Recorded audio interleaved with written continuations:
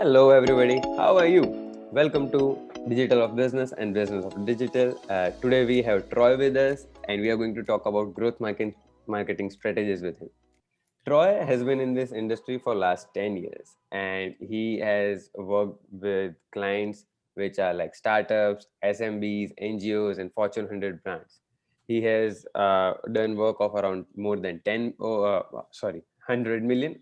Usually, I have seen people who have worked in a million, 2 million, 3 million bracket, or maybe a 10 million bracket. He is somebody who has worked with 100 million things. So that is why that fumble was there. But welcome, Troy. Welcome to the podcast. Thank you. Thank you for having me. So, Troy, as we were discussing, you started off with the option of maybe joining Boeing or in your after your graduation. So, for everybody who's listening, Troy also comes from an engineering background. Uh, so he is another engineer who has turned into a marketer. So we were just discussing, and he said that he had an offer from Boeing after his college, and he had an offer from a startup or a relatively very small company which was offering him marketing. And Troy, what did you do after that? I chose marketing. I know it sounds crazy, but setting the stage, I come from a blue collar family. So my father worked at the steel mill. He's still there about 30 plus years. My mother was working at an electrical company for almost the same amount of time, 30 plus years. So when said, I'm engineering, they're proud and they're happy. They understand engineering means good money, sustainable job, be take care of myself. And I come home and I'm like, yeah, I don't know. I think I should do this thing called digital marketing. And at the time, there wasn't no TikTok back then. Social media wasn't is what it is now back then. It was just kind of a drop in the bucket. Still the top thing of the day was TV ads and emails and phone calls. And so making this shift in this period where I'm like, there's something here. And it's difficult when you can see something that other people can't, and you almost have to just trust your gut. Like, does this make sense? So in college, I even made the pivot, digital marketing degree with engineering background. And then when I graduated, I was looking through a lot of engineering positions. Boeing came up, had a few great conversations. It's Boeing, for goodness sake. Who doesn't want to get their start at Boeing? There's bragging rights. There's that validation to the family. Like you've done something, all that money, all that student debt. Hey, I'm working at Boeing. And so I'm going through the periods of time for interviews. I was nervous. We're getting there. Sounds pretty good. Looks like everything's running its course. At the same time, another company, a global contract manufacturer, I reached out, didn't think they would reach out. And then they did. And I'm like, oh, I got another one. I'm juggling both these jobs at the same time. And I'm like, I don't know what to do. And so, you pray, you meditate, you think about it real hard. And I was just like, life, let me know what I need to do. And one door slowly sort of closed. Another door was just like, this is the one. And I pivot, and I didn't have time to wait. I made the decision, and I became a marketing manager at the company. And it was like an incubator. And the great thing about it was I was still able to use my engineering background to support the organization while performing in marketing. So with engineering coming into picture, I have seen a lot of engineers getting into marketing, and mainly what they did at engineering helps them in the analytics part, or trying to understand what an engineer is doing at Facebook by changing the algorithms in the first place, or how to crack those things. So do you feel that there is a unsaid advantage that engineers or people from these kind of streams have while they are into marketing? So is there something which is there? Have you seen that in the market? I honestly believe so. I think, especially if you're thinking of growth marketing specifically, but just in marketing in general, I think we're now in a world where we're demanding more of our team members. So it's not just about being able to read data, understanding research. Those are core skills that typically, if you're a marketer, you may be leaning more towards the creative side of your brain. You can create graphics, visuals. You just can make this flow. But if you could also have that analytical side, and not only that, I think if you're an engineer, you know where I'm coming from. You've tried 10,000, 100,000 ways to make one thing work in sequence one time, and you're celebrating hallelujah forever. In the same way with marketing, to be successful is just a constant series of trial and error. And I think engineers in particular just have this innate ability to keep trying despite failure, short-term memory loss. Let's try again. Let's try again. Because some people just aren't meant to handle that type of pressure and that stress. And I think if you're coming from an engineering background, that particular part of your mind and how you think is going to make you so powerful in the marketing field. True. That is very true. With the kind of curriculum that I think US has a very different curriculum, but mostly things go hand in hand in what they do in US, and sometimes we get inspiration from them, and the colleges implement the same thing in the South Asian market also. And the rigorous curriculum that we have maybe trains us for getting all the things that we do in marketing, the experiments we do, the failures that we have, the kind of thing that we have to do. We have to do a lot of all-nighters to understand just why this Facebook ad campaign is not working or what did happen there and things like that. Very true for that. So coming on that topic of growth marketing. So again, it is I think a term which started buzzing around 2016, if I may not be wrong. And now it is there are positions. So suppose for me, my position is not chief of marketing or chief marketing officer. My position is chief of growth. So now people see growth as something which is more important than so marketing comes under the part of growth sometimes, which people feel. And another thing which is popping up is the term called growth hacking, which was a old term which a lot of people have been using. So for from the stories of Airbnb, or we have seen case studies of Dropbox. So what is your perception or definition of growth marketing, and what is your definition of growth hacking? Sure. So I think growth marketing, let's think of growth marketing before as like marketing 2.0. So you think of a sandwich, you add another layer to it, it's a really bigger sandwich. So if you have a pizza, it's that extra layer of toppings, right? So with growth marketing, compared to traditional, you're thinking of SEO, SEM, SERP, optimizations, creative ads, UX, UI, CX, and analyzation, all that good stuff. But growth takes it beyond that. So, you think of the four P's: product, price, place, and promotion, right? It's beyond that now, because now with everything going on and people want to demand stories and be more vulnerable, and 2020 has just shaken everything out. The brands, the businesses that are growing are the ones who are telling the best stories.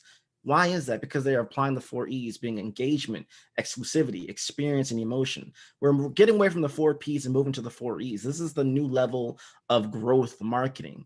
And growth marketing, people think, well, growth marketing sounds like a lot about digital marketing, and it is. It's just digital marketing with the intent focus of making a profit and making sustainable revenue. It's that, oh, this is cute, we're creating graphics. No, those graphics need to make me money, hit my bottom line, and make sure by quarter four we're up 5%.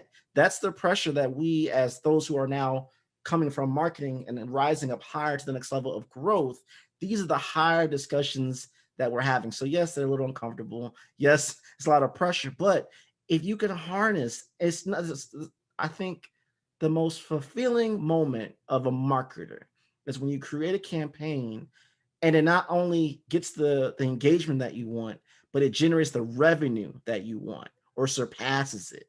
Because if you're looking at it, the ROI that you're investing in marketing should be like 5, 10 times you should be getting back. So the little money that you're paying for the salary, for the ads, for the visuals, whatever is involved to push it out there, you should be getting at least 10 times that back, if not more, depending on your scale of business. And so this is where we're looking at now, where analytics and data is still good.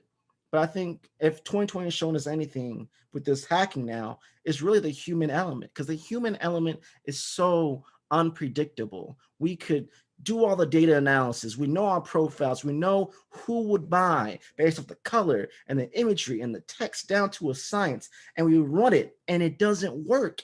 And we're like, why? And we're looking at it, what happened over the course of the past week. For us in America, We have a president who likes to tweet a lot. So sometimes those conversations, those trends shift the pendulum of social media, shift the pendulum of what's on people's minds. In a traditional US market, when it comes to Christmas time, as we're in right now, we have a lot of shopping. There's still fear here because of COVID. The same thing can be seen in the UK, in India, in Australia. There's a shift in all these different things. So when you're thinking of growth, we have to understand the human. So if we know that they're feeling kind of sad and drowned, I can't just approach with the same framework I normally would work, the same blueprints I would run, the same tests, the A/B testing I would run. We get to shift it and tie it into a little bit more human element. That's really the hack of 2020. Those who tell the best stories can get the most growth. Great point about storytelling and adding it to growth, because most of the I think people understand growth is some kind of, because the word is growth hacking. Uh, Right. Most of the time, people have that perception. It would be sometime like they hack people's email, they get the emails, and then they start spamming them, or there is some other technique. They so it feels, or it sounds more into a lot of technical work is there, and it is not into the creative side or maybe the marketing side a lot. So thanks a lot for clarifying that point, because that is something which people have perception about. Another thing which I have a question about is the way things have shifted due to COVID. So I always talk to people about a pre-COVID era and post-COVID era in mostly all the things that we will be seeing or doing. Because what has happened due to COVID, people have been together for a longer time due to permanent lockdowns or work from home scenarios. Uh, uh, they have been spending more time with their family. Maybe they have prioritized few things, and everybody at the end of the day feels sometimes that our lives are more important in the first place, rather than spending money on anything which is not important in our life in that way. So, do you feel the products which were being sold, or the way they were marketed earlier, uh, in the context of pre-COVID things, will that shift come drastically? Because most of the companies were shifting to storytelling format. That is true, but a lot of them were just doing hard sales. Maybe on the online platform also, they were just running ads and not handling their social media properly, not communicating anything, not trying to build community in that way. So, do you feel that shift has come, or maybe it will take few more years for everybody to understand those things? I think it's already happening. I think, yes, the ads will still work for certain targets. If you do the numbers, hey, if I know that 20% of any ad that I push is going to work a certain way, sure, keep pushing it, keep doing it. But here's the caveat to it: you're going to run out of time. The well's going to run dry on that. Why is that, short? Because we've been in an incubator for almost a year now, where we're realizing we can see ads a mile away. We can just smell them. We can see the manipulation. We can see the different targeting. Oh, they're targeting me based off my interaction with various platforms. Because we're so focused. We've been on this screen so much, from our phones to our TVs to our computers, more than we've ever been in history. So yeah, we're going to see these tactics, that the quick schemes that will just get money to boost up the quarters numbers pretty good, that won't work anymore. So we really, when I say we're trying to apply storytelling now, and the brands that are going to make that shift, they're going to be more sustainable. So yeah, you think of the tortoise and the hare, the classic story. Right now in 2020, those who are still pushing the ads, you're going to look like you're killing it as the hare. But the tortoise, those who are making the shift, establishing those communities early, building that organic back up again in conjunction with the paid media, from Google to social, Facebook, Twitter, LinkedIn, shoot, even TikTok right now. TikTok ads do not even feel like ads. They feel like regular TikToks, and it goes over everybody's head. That's why they're blowing up so much and making so much money. It doesn't feel like an ad. So when you're pushing out to get the growth, you have to use the language and the messaging to connect to the heart. And that may sound corny. I think about Captain Planet, right? You had the Planeteers, and the guy who's the heart, like, dude, you're lame. You have no power. But now he's the guy. If you have the heart of the community, if you know how to trigger the heart of your audience, your growth is going to scale. And I want to make this very clear again, because I don't think I made it very clear earlier. When you're thinking of marketing, you're only thinking of awareness and acquisition within the funnel. Usually, when you're thinking of growth, you're thinking of the entire funnel. So awareness, acquisition, activation, retention, revenue, and referral all in one. So it's again that extra layer. So when we're going back to the trends and the growth hacking of what's happening, the shifts and makers, what's going to make sense. If you're doing just paid, you're only hitting the top of the funnel at this point, just to survive. You're not establishing a cadence to get rejuvenal revenue over a period of time that you can just stack layers on to increase your margins as a startup, increase your margins as an established brand. It's a game changer that we have to focus on community now more than we've ever been to grow, because the only way we'll grow now, I have to have them in my house first and just feed them. Now I can't just be a door-to-door salesman no more. I'm going to get strike out more than I could ever begin. One thing which our listeners should also try to understand, what Troy is talking about is the IDA model, where initially the marketers were only responsible for the awareness or interest part, and desire was something which somebody in the tech team used to take care. Then comes the activation part. It is the job of a customer service guy or somebody to get them on board and those kind of things. And then comes the sales, which is the after IDA model. But now, for growth, people in growth or people in marketing will have to see all the metrics and then try to see that if we can churn the churn which is 10% here, can we just make it 8%, or maybe increase that to 12%, 13%, or something of that sort. And that is what is now the reality of a marketer. And if somebody is still living in a dilemma of not taking or not seeing the whole thing, or so you need to start focusing on those things. And that is where I think the future is going, the way I think Troy is also explaining us, that is where we are tending to go. Troy, as we talked about TikTok, and you are somebody who has been in this industry for 10 years, so I always give that example for people who are in this industry for a longer time. They have seen rise and fall of a lot of social media platforms, a lot of panda updates coming in and ruining your SEO work of last 1 year, 2 year, and you have been through those things. So how do you make sure, maybe for your clients or maybe for a personal brand in a whole, that you bet on the right platform? So suppose in India, it is a big market.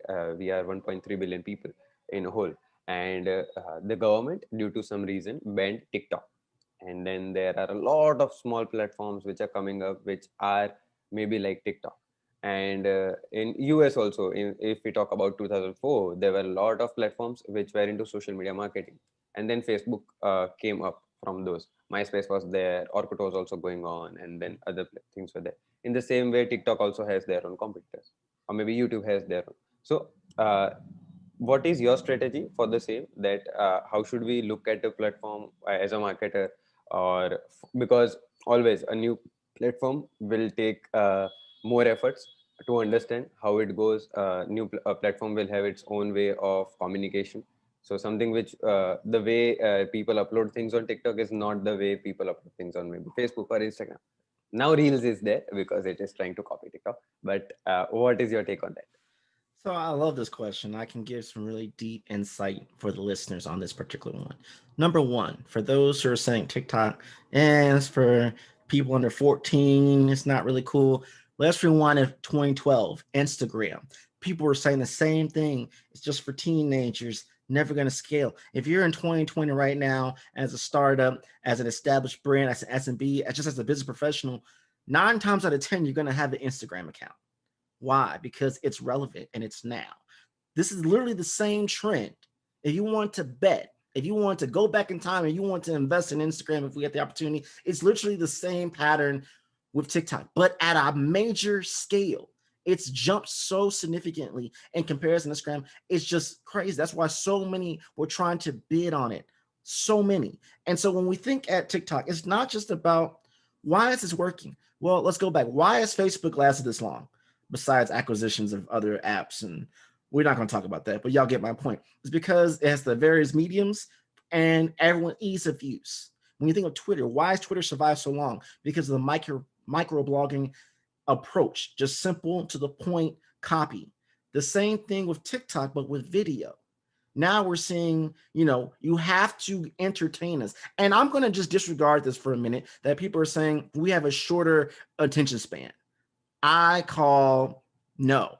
What now is Gen Z, millennials, all of us now, because we're so consumed by screens everywhere we look, we demand value every single second. If you can't give it to me, you're out of luck. Now everyone's trying to approach it like a YouTube. Hey, I got a 5-minute intro of here's my business, here's my portfolio, and no one's gonna want to buy, no one's gonna want to invest in your startup. It just won't work. When you look at why TikTok is so successful right now, and also why you're seeing Twitter have fleets, LinkedIn has stories, Instagram have stories, and they also have reels. Facebook have stories.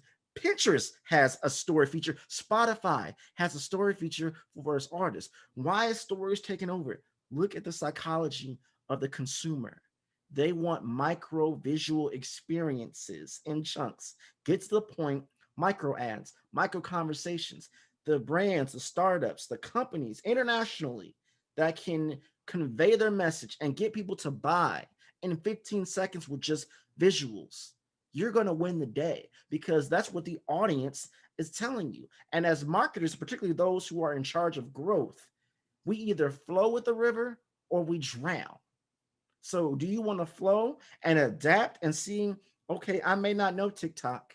I'm at least going to make a count and study the psychological habits of the consumers. So I know how to create the various decks to get new investors. So me as a company can know how to pitch to get those big clients, to get those big deals. For me as a consumer, if I'm doing B2C, to get the consumer base. This is what they demand.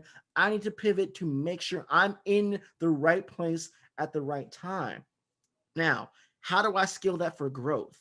If I know this is where things are going, either I'm going to create my own apps, my own technology, or create certain experiences or features that replicate that experience on my website, on my landing pages, and those micro experiences when you get them over into your apps or in the sales conversations. You're going to win the day a lot higher than someone who's still thinking, we're in the age of Facebook, or shoot, even before that, the age of TV. It's shifting so much and the pace is going so fast. So those marketers who can be on top of the game, let's compare TikTok to Parler, right? Parler showed up. Everyone's like, especially at least in the United States anyway, where it's kind of like if you're more conservative, now you need to go to Parler.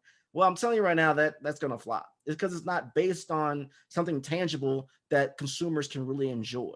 TikTok is based literally on creatives. Those who are the most creative, those who put the most effort are going to literally win the day, versus people who are trying to repurpose high polished videos from YouTube and trying to put it on TikTok. It won't work.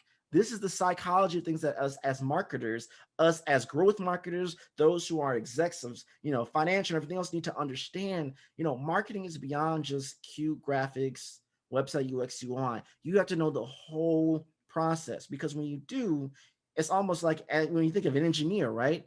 When I know the whole process, I can pinpoint, oh, that's where the pain point is. Let me fix that. I'm telling the right message on the website, when they go through my email funnel, when I get them on the call, something gets disconnected along the way when I send them the final pitch deck, when I'm in the meetings with them to sign the papers, they say, no, something is wrong. This is why growth marketing is higher level. And I get it, marketers, it's a little intimidating. This is not what we're used to being more responsible over the profitability and the revenue of a company. But you're the first person, and you're the last interaction with every consumer and every possible PO that you're going to get. So you have to be more involved. And this is why looking at social media with this lens of growth and not just follower count, because it's all vanity. I can literally buy 1 million followers and get not 1% of them to buy my product, which is embarrassing. And you probably should just stop right now. When we look at social media now, where it's going, particularly with TikTok leading the way, it tells you how, it gives you the literal blueprint to grow. Great. One thing which I just went through the conversation that we are having, and it just came into my mind, was with the TikTok coming into picture. We had that discussion in the subcontinent a lot of times. That with TikTok coming into picture, I think a lot of people think it is democratized the whole thing where anybody can be a creator. So that has been there. Unpolished videos work there. People, it is like Vines were there. They were a 7 second thing. TikTok started with a 15-second thing. But at that time, Vines, maybe it was very early because the bandwidth was not so much for people to consume a lot of things. Elite group was there. So when it compares to Snapchat, Snapchat again has that elite group and it is not open to public, so people are not able to target and do those kind of things. TikTok, with the entry of TikTok, a lot of people feel that everybody and anybody can be on that platform. With my father, if he was using it, so it was very easy for him because he had to just log in on the app, or not even log in sometimes. So you get on the app and then you just swipe up. You don't have to do anything. You have to just swipe up, and then you get new content every time you swipe up. And the algorithm was good in that way. It is still going great. Do you feel that it has democratized content in that way that anybody can create and anybody can reach anybody? Because with Facebook, we have to first create pages, then we have to gain our followers, then it is shown to our followers, and then also the organic reach is around 1% now. I don't know if it is 1% also. It is just that they say it is 1%, 2%, and it does not reach people. Slowly and gradually, they try to kill the organic reach so that we pay to Facebook at the end of the day, and that is how they also make money and they are business in that way. Instagram also, the feed was different. So do you feel the TikTok feed will change in future, or maybe they will try to monetize it in any other way? Or do you feel the democratization of the content part, where everybody is a creator and their own, will just make more pressure on the marketers, because now they have to creatively out think a lot of people at the same time to just rank above or get the visuals or get the numbers that they want to. So I think what's your take on one that? Yeah. I think number one, it will and it has. If you look at the pattern, Facebook 2006 to 2008, YouTube 2008 was like the golden year. It just True. broke everything apart. Instagram 2014 just broke everything apart. Very true. Twitter at its time broken everything apart. Everyone's getting their news in different ways and just making the shift where now every news company has to say their username, their handle. We announce people's names by their handles because of Twitter started that. And you just see the progression. So TikTok has broken all of this down where an average Joe that no one's ever heard of gets the right combination of timing, of visual, of originality, of uniqueness. Put that with a nice TikTok track that's maybe trending or something new, tie the emotion, boom, you just blow up. And now here it is. And then once they see the pattern, they can replicate it. I think now more than ever is the rise of the micro influencer, not a celebrity. Let me make that clear. Celebrity is basically going to have the blue check mark on every platform just because of something they do outside of the digital framework. Influencer is fully what they're doing on the platform itself. They're creating content, they're engaging, they're distributing. And so they're seeing that channel. And so the bigger brands who have the capital are saying, hey, I need to invest my dollars away from just traditional ads and invest in this person, this creator who has the voice, the heart. Remember, we're talking about the heart Hi. of it to maximize that growth. Now, if you're a startup, you're an SMB, you're an entrepreneur, you can literally replicate that same success at scale, being so nimble, and it almost doesn't cost you a cent. You send someone some shirts, you send them some swag, doesn't cost you a penny. You give it to a whole group who are on the rise. You can look at the metrics, you can look at the data, the views, and the engagement. And from there, select them, make a whole crew, distribute them, and tell them, hey, talk about this because you know your personas, you know your audience groups, you know your demographics, you know where their locations are. Tell them to do the legwork for you because they're going to create the content that's going to make you money. Not only money, but sustainable money, and also establish your brand at the same time. So when it does fade down, you just scaled up 20, 35% year on year end. And you're like, how did I do that? Simply by capturing what was trending, what was popular, using True. other folk to make the work. So sure, that may mean marketers, we don't have to do as much work on the creative side because we're partnering with a creator who has an in, who has literally an in on how to talk to your direct audience. I think this is the rise of the micro influencer, and it has disrupted the whole market. And I think this is a good thing because in theory, our cost to market is going to be lower. Yeah. And we're going to spend more money on just distribution of that content that we've created that we know has worked in a small pool. And we're going to go over here in New Delhi, we're going to go over here in Chicago, go over here in New York, and it's going to work the same way. You have that, and anyone who loves A/B testing, you're going to have this conversation because that's literally what TikTok and other platforms like it are allowing you to do now. And so I'm not afraid of it being so broken down now where a person, a nobody with 25 followers on TikTok and a celebrity with 5 million can have the same reach on any given day. I think Yeah. that's powerful. Now, to your other point of do I think TikTok is going to make a shift like Facebook has, like Instagram has, shoot, like Snapchat has to disrupt the algorithm and cause us to pay more with more ads? Right now, I don't think so because the growth is so big. It's so significant. And the viewing time on the app is so high. I just can't see them disrupting anything. They have a good thing going. I really think we won't even see a really big shift of them trying to monetize or make any modifications to probably 2022 or beyond that. Okay. So we still have 2 more years till the time we dig that mine called TikTok for everybody who is listening. Uh, Another thing which just came into my mind while we were on that answer, one thing which people don't sometimes see or have that flair for, like you said, that micro influencers are there. We can give them free swags or gift them something and then they will do it. A lot of people in the initial days, I know of a brand which is called Herbalife. In a way, they started betting on people very early in their careers, and then they used to bet on around if a simple sport is there, suppose football is there, they used to bet on 20 people who are in under 19 league or under 17 league, and they knew that one of them will get successful of those 20. So they get a 10-year contract at a very cheap rate at that point, and then with 20 people one of them gets successful or maybe those kind, and then they get a lot of money out of those branding. Do you feel sometimes small brands can also do those kind of strategies where we have seen a lot of brands working with small time comedians because they know after a year or two they will shoot up, their videos will start working well, but currently nobody is sponsoring them.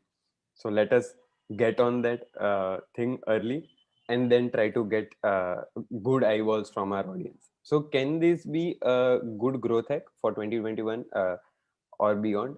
Do you feel that is the trend, or this kind of things might work, or this won't work?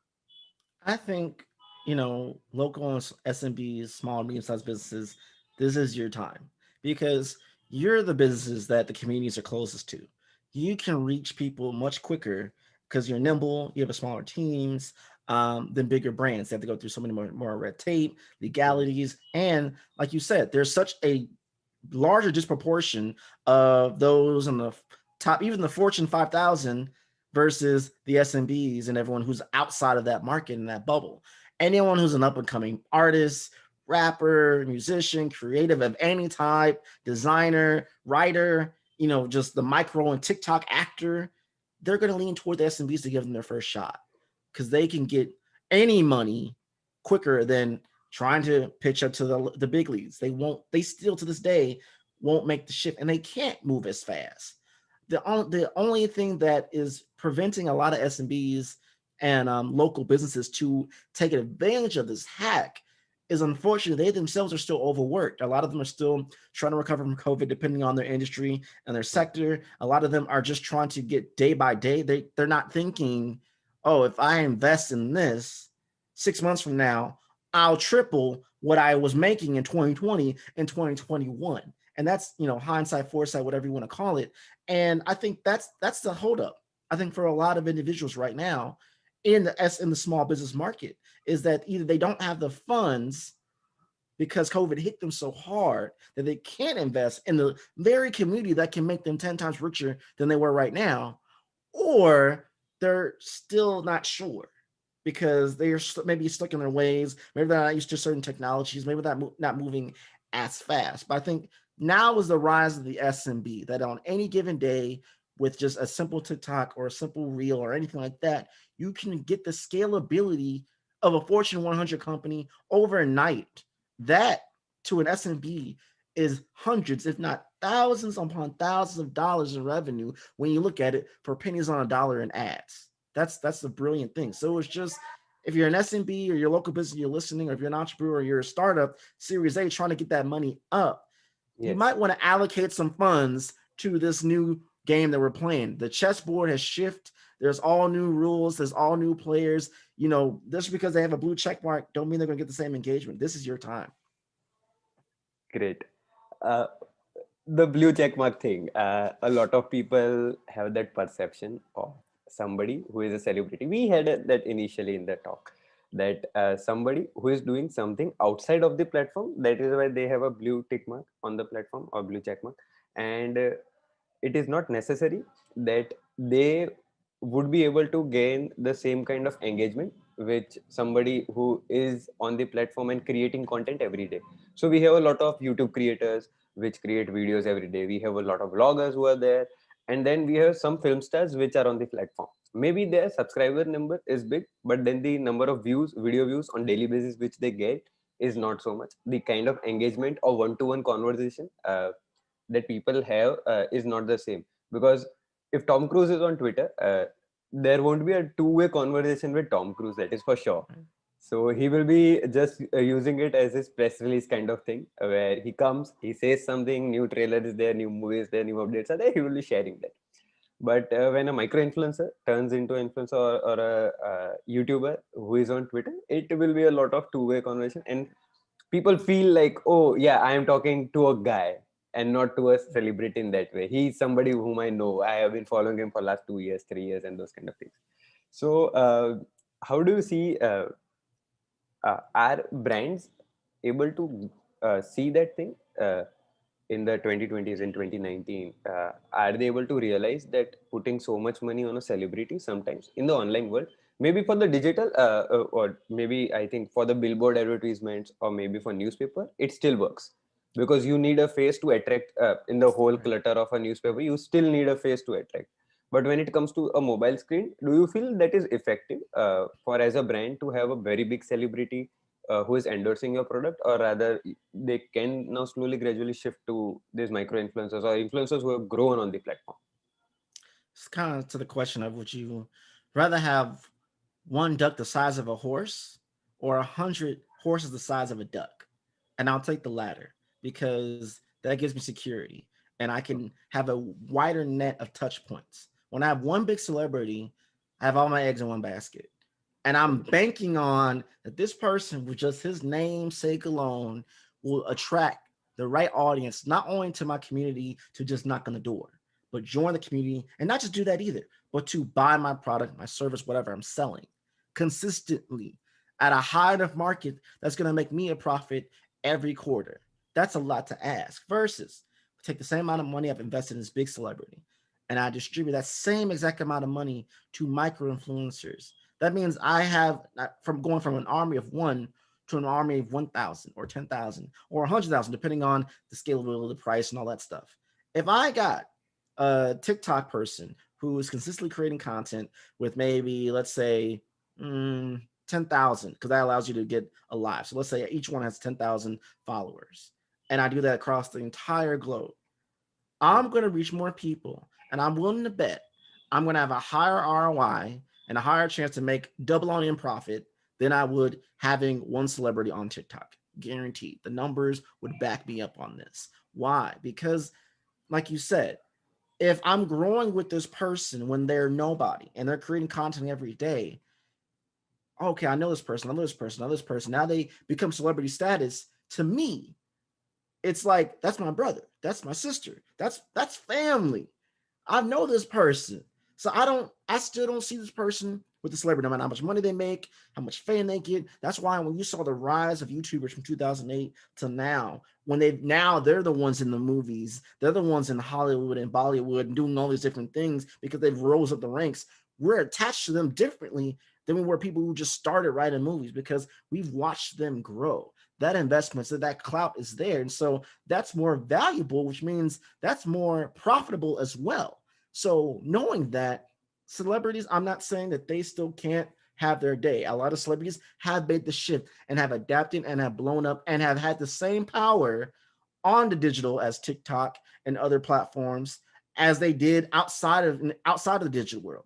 But that's not everyone. You're seeing too many celebrities who are struggling. So if you're a brand, if you're a startup, if you're an entrepreneur, you might want to pivot. If you want to look at the celebrities who would be your target demographic by age, by likeness, by how much money they have, by how their buying tendencies, look at that and let's compare that to the same group with micro influencers. And I'm begging you to differ. When you look at the data, the ones with the micro influencers are just going to be a smoother path to your bottom line and your success. Great point on that. That these YouTubers or these celebrities are now slowly getting into Hollywood and Bollywood kind of thing. And one more thing, which I feel that a lot of people are emotionally also involved with them.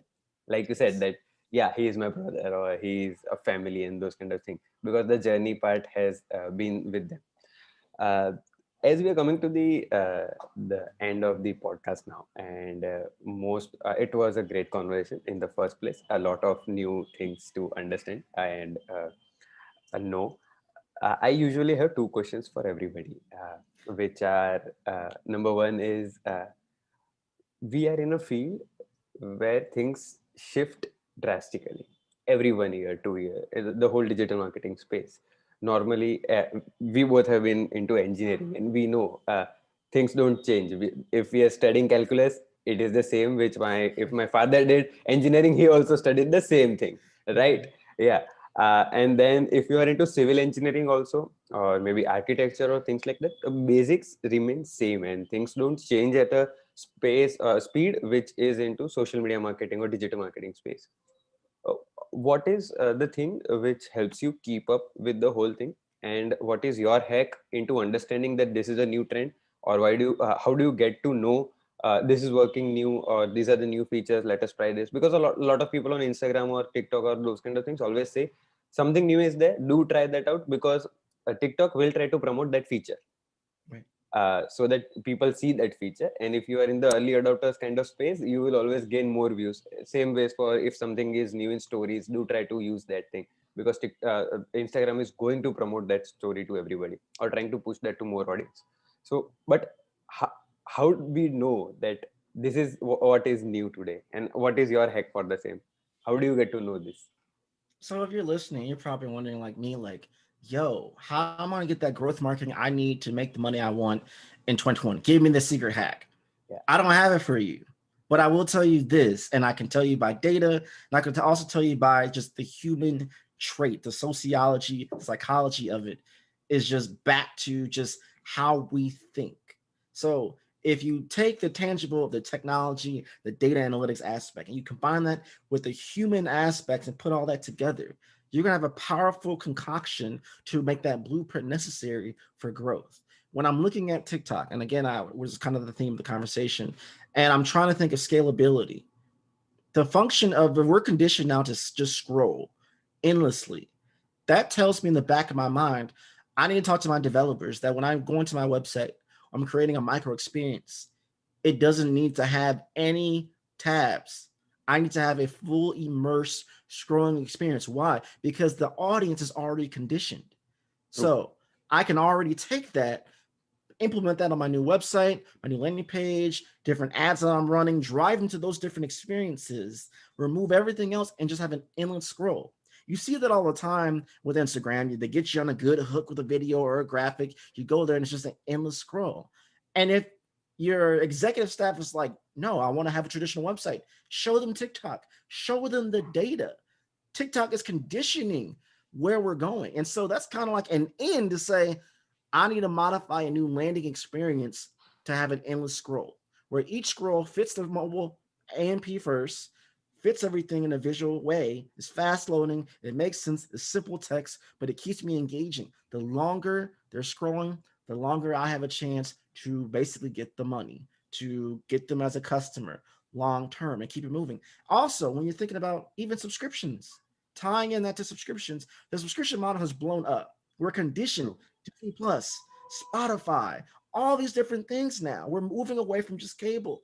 The joy for startups, for founders, for businesses trying to get that new edge. When you're pushing that Retain. subscription model and it's just under enough where they're not thinking about it psychologically, they're going to stay paying your money. So that means you can go out for more people paying less all at one time, but you're making double, triple, quadruple the profit month on month and scale. So now your investors are going to be all happy, your founders are going to be happy, and your growth is going to be immense. That's tying in. That's how growth marketing is going to work. So my hack to you all, look at how they always say you got to be the first there. So if you were the first marketer, the first brand to TikTok, you're probably not always going to be successful. I don't need to be the first one on the new social media platforms or trends.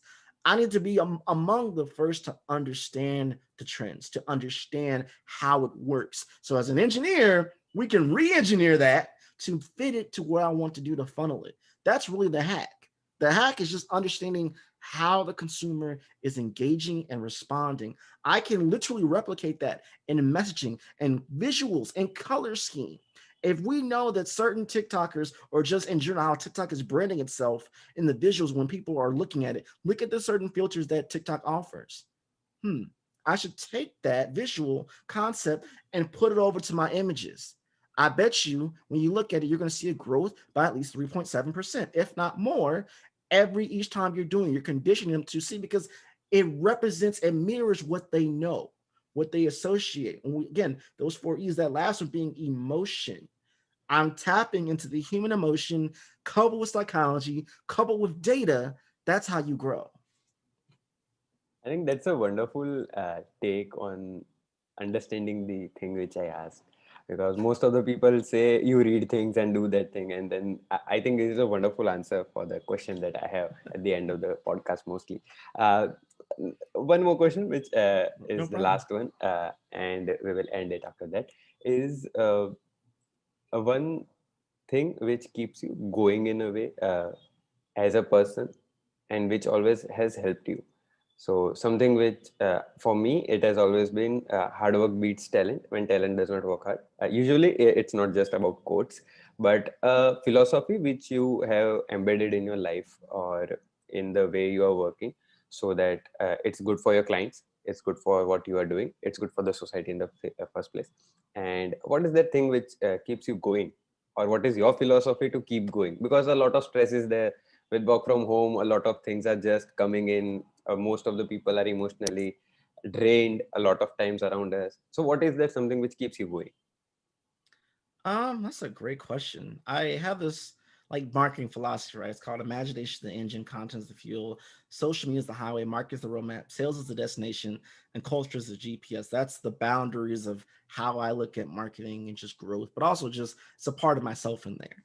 And I think as a former engineer, as a current marketer in 2020, is just that drive. Like you just want that next level of success, but at the same time, you're content with the journey. You know what I'm saying? And Yeah. so for me, I think what motivates me is really impact. If you're seeing the trends now, the companies that are also doing the best, they're not only just telling us the best stories, they're tying the best stories and the revenue that they're generating to social good.